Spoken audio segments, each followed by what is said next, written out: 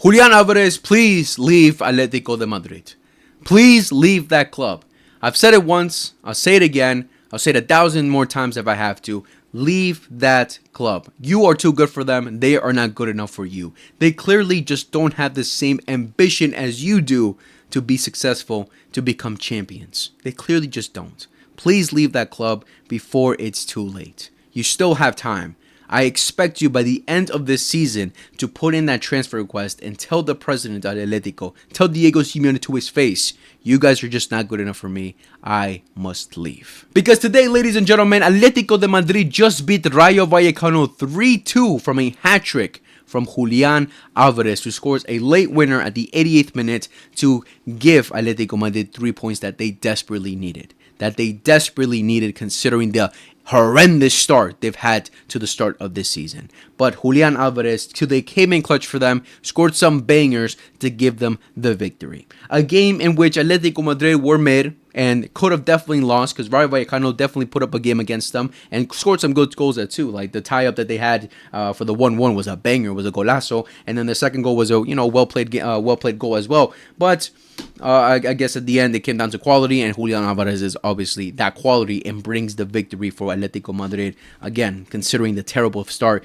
that they've had, they desperately needed it. They're currently 9 points behind Real Madrid. And when we look at the table, obviously are way behind Barcelona as well, as we have 13, they have 9, we are 4 points ahead of them. And of course, we'll go up even more once we win our game tomorrow against Real Oviedo. But it just comes down to, this is what the quality, this is the type of player that Julian Alvarez is. He can bring you these clutch moments, but for some reason, Diego Simione, ever since Julian Alvarez has joined them, has not realized that. I don't understand how. You spent a bunch of money for him, but you late into the game, you've realized that, hey, maybe I shouldn't sub him off in the 60th minute, the 70th minute. Maybe I shouldn't sub him off at all, because this is the type of things that he's able to bring for you, especially when you're losing, when you're going down.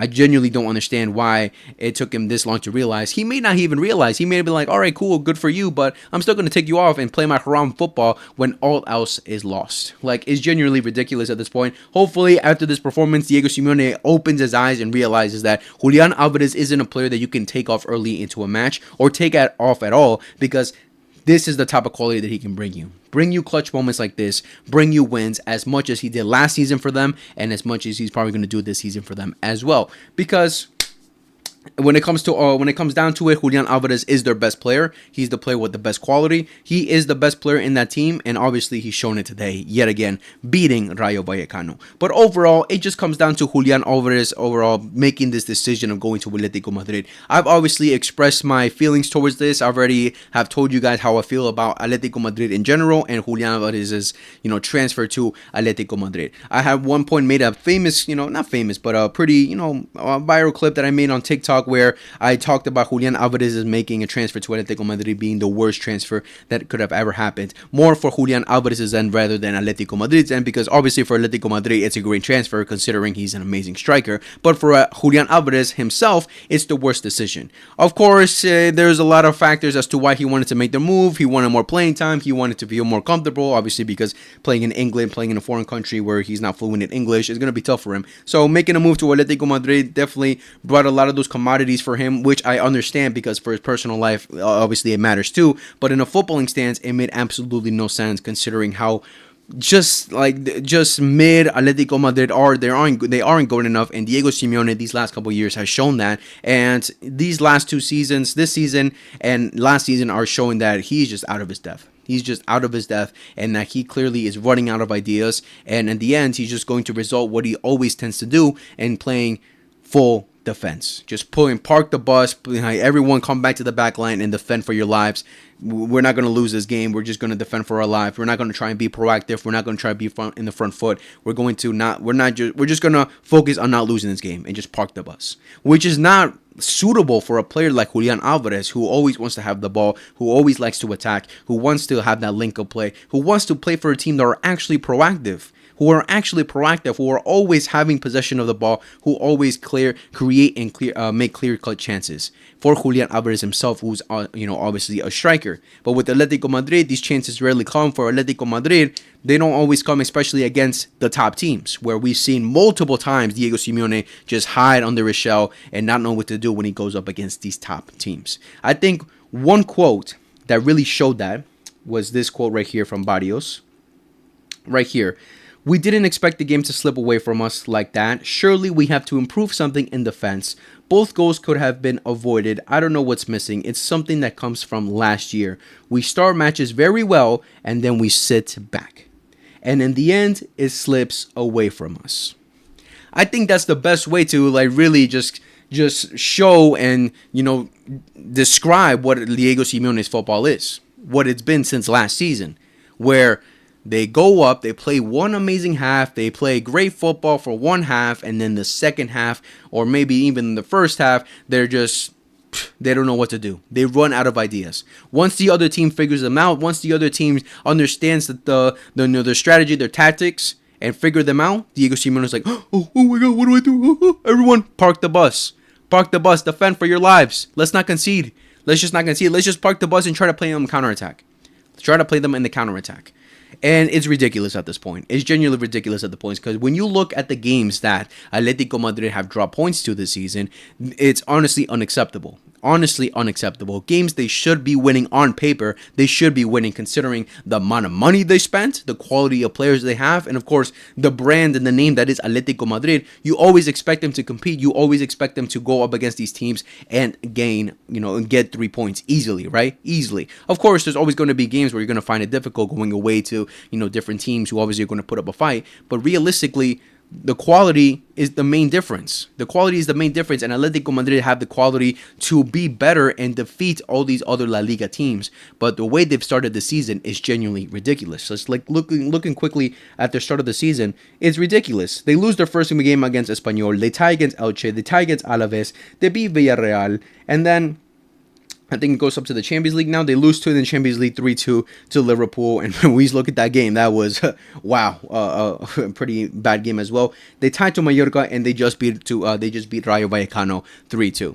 Right? And obviously it came down to the clutchness of Julian Alvarez, who literally saved them, right? But it's genuinely ridiculous the amount of money they spent this season, again, and the quality that they have, that they're starting the season off this way. And it's just going back to what I've been saying for a long time now, that since the beginning of the season, where I've expressed that I'm not worried about Atletico Madrid at all. I'm not worried about them potentially competing against us for the trophy, for the Liga, or for any other trophy.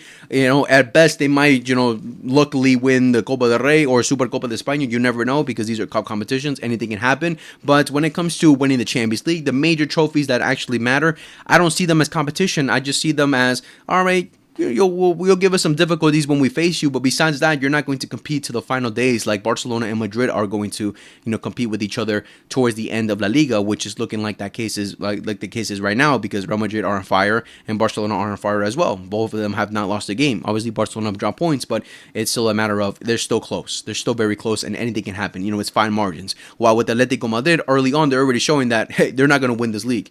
They're not going to win this league. And I just looking at it again, and it comes down to mostly the footballing aspect. You can start off a season bad. You can definitely start off a season bad and then, wake up and then start competing and start playing well. We've seen it with the likes of PSG last season with the Champions League, where they started off terrible. And then they made the comeback. They started playing well. They figured their form out, and they, ended up winning the Champions League. But it's a matter of, with Atletico Madrid, it's the same mistakes and the same problems they've been making since last season, where their football isn't proactive at all. Their football isn't attractive at all. And at the end of the day, when all goes to shit, Diego Simione just parks the bus. He doesn't know what to do. He has literally reached his limits. He just doesn't have it anymore. He just doesn't have it anymore. And Atletico Madrid have to move on. I don't know what they're waiting for. I understand the love that they have for him because of much success that he's brought them in the past. I understand that. I understand it. It's from a team that went from nothing to being very successful with Diego Simione. I understand that they have for him. But at some point you have to cut ties, because at some point it's not going to be good enough, and it could turn bitter. It could definitely turn bitter, especially again with the money they spent, with the quality they have. They should realistically be competing. The Atletico Madrid have a great team. They have a lot of talent on their team, but Diego Simeone just doesn't know how to get the best out of them. He just doesn't. So they have to move on. Generally, I don't know what to say at this point. They have to move on. And again, going back to Julian Alvarez overall, it's just a matter of I don't understand why he misuses him, and I don't understand why he even takes him off. This little clip right here that we see, this is from the game that he got subbed off against Mallorca when they were 0-0. He got subbed off like around the 60th something minute. It makes no sense, right? It just genuinely just doesn't make any sense why you would take out a player with such quality who can bring you so much, right? Because at the end of the day, the reason he takes out Julian Alvarez is because he wants to bring in this tall striker, something, try to bring something new. But at the end of the day, we just know that he wants to play that long ball football, feed Shorloff with the long ball and then boom, try to hit him and play a counter attack because they have no other idea. They don't have, I guess, the quality to play from the back. They don't know what to do against teams that obviously put a lot of pressure on them and obviously, just cause damage to them like we tend to see when they go up against better sides, right? But honestly, it's just a repetitive story with Atletico Madrid. I don't think they're going to be successful this season at all. I think it's just going to be a matter of wasted money yet again for a manager who just isn't good enough and it's out of his depth. Like at this point, he's just out of his depth. I don't know what else they expect from a manager like Diego Simeone, who clearly just isn't changing his ways and is going to continue like that for I don't know how long. I genuinely at this point don't understand. I don't know what the expectations are for Atletico Madrid fans. Like if there are any Atletico Madrid fans out there watching this, what are your true expectations this season? What are your true expectations with Diego Simeone at this point? Because it's getting ridiculous. It's genuinely getting ridiculous of how bad he's been, and I just don't see any signs of improvement. Don't see any signs of improvement at all. But going back to Julian Alvarez, because that's the main guy I really want to talk about. Julian Alvarez is the main guy I want to talk about because he's a top striker. He's one of the best strikers in the world. And I think he's just wasting his career at Atletico Madrid. I've said it multiple times. I made separate videos talking about it. Julian Alvarez making that being the worst transfer for himself going to Atletico Madrid. For Atletico Madrid, great. But for him, it's just the worst choice. It's just the worst choice. And I made a bold statement in the past too, before the season started for sure, that this season Julian Alvarez was going to realize that this was a mistake to come to Atletico Madrid and that he was going to leave at the end of the season. And I still stick by it. Obviously this is a World Cup season as well. By the end of the season we're going to play the World Cup, and maybe if he continues being successful there, maybe if they win back to back, he's going to realize, hey, I'm just too good. I'm too good for this team. I have to leave. You never know. But I think overall, through what we're going to see throughout the rest of the season, Julian Alvarez is going to wake up and be like, okay, yeah, I need to leave. And I'm sorry, like I understand he has his Argentine, friends, his teammates there, obviously a lot of Argentinians, he feels comfortable, blah, blah, blah, but he needs to leave. That club is just not good enough. And what is one team that definitely needs a striker that, would be a great move for him? And it's Barcelona. It's FC Barcelona. I know people are going to be like, yeah, you're ridiculous. Where are you going to get the money? Yeah, that's the main problem. But realistically, looking at Julian Alvarez, if he was to take the next step in going, upgrading his career, going to another top team, realistically, Barcelona is the only real team that he can realistically go for, considering they're the only team that don't have a top-class striker or a striker overall for the future, right? PSG have Ousmane Dembélé, Liverpool have Ekitike, Isak, Man City have Haaland, Chelsea have João Pedro, Arsenal have Gyökeres, Bayern Munich have Harry Kane. All the top teams have a striker already, so realistically the only team he can really go to that don't have a striker and that desperately need a striker is FC Barcelona. We're the only team, and he's going to fit in like a glove as well, considering how how great of a team we have, and of course we need a striker. And again, he's going to feel comfortable considering we're a team that's obviously most of the team speak Spanish. He's going to feel comfortable. He's going to make his friends. A lot of them are similar to his age, so I think he's going to fit in like a glove. And obviously working with such a top class manager like Hansi Flick, who can get the best out of players, and Julian Alvarez with his work rate, with the with the work that he puts on and off the pitch, we'll 100% know that Hansi Flick is going to get the best out of him. He's going to 100% get the best out of him. Obviously, overall, it's going to come down to the financial problems because Barcelona are still in a financial crisis. We've seen it this summer where we're struggling to make signings. I think it's still going to be a problem, especially considering the price tag that Julian Alvarez will be. It'll definitely be minimum 100 million because Atletico Madrid are going to want to, make a return on investment, want to make some money back from what they spent for Julian Alvarez when they signed him at first. and I think it's going to be minimum 100, and they're probably going to ask for more. So Barcelona are definitely going to have to fix their financials and, just go out, because I don't think Barcelona could make the same mistakes of, trying to go for this low-key striker, or a striker that says, oh, he has potential for the future. No, we need a striker that is able to do it now and for a couple more years, for many more years at least, like Julian Alvarez is capable of. We can have another Victor Roque situation where we sign him thinking, oh, he's going to kill it, and then boom, he ends up doing nothing. We just wasted money, right? We need a player like Julian Alvarez. And, at the same time, it brings us PTSD as Barca fans, because we're thinking like, we're going to spend $100+ million again on a player that we're going to think is going to bring us so much success, who's going to kill it for us, and we're going to do great things with. And at the end, it might, it could potentially fail. You never know. In football, you just never know. And obviously, Atletico Madrid is part of that history, considering we spent a lot of money on the likes of Antoine Griezmann, and at the end, he never was successful for us. He just wasn't what we expected him to be, right? So it definitely brings some PTSD, but overall, I think Julian Alvarez is definitely worth that kind of price tag, especially considering how inflated the market is. It's realistic, right? It's realistic that that's the price tag that they put for a player like Julian Alvarez. And again, it just comes down to Julian Alvarez having that kind of ambition as a player as well, to want to join a top club, who obviously also have ambition of becoming very successful and already have a champion mindset, right? Players that have already won, multiple trophies like Barcelona have with this young squad that they have. Obviously, when we look back at Julian Alvarez, look at him, like he's already completed football at such a young age, so you definitely know that he definitely has the ambition. He definitely wants to win more. There's no way he wins this all and be like, all right, I'm done, I don't want to win anything. No, he definitely has the ambition, the hunger to want to win more, and the best club to do that at is FC Barcelona. With the team that we have, he'll kill it and win a lot more, because I've also made a bold statement in the past saying that Julian Alvarez could definitely go down as one of the best strikers that we've seen of all time, considering the trophy in the cabinet he already has, and if he puts up crazy numbers that he definitely has the quality of putting up, he can kill it and go down as one of the best that we've seen. He definitely has the quality. He definitely can put up the numbers, and the trophy cabinet speaks for itself already. If he continues to add more trophies to that, especially the big trophies, he can definitely go down as that guy. And I'm sure he definitely has that ambition of becoming that type of player. But it all comes down to him having to leave Atletico de Madrid. It must be done,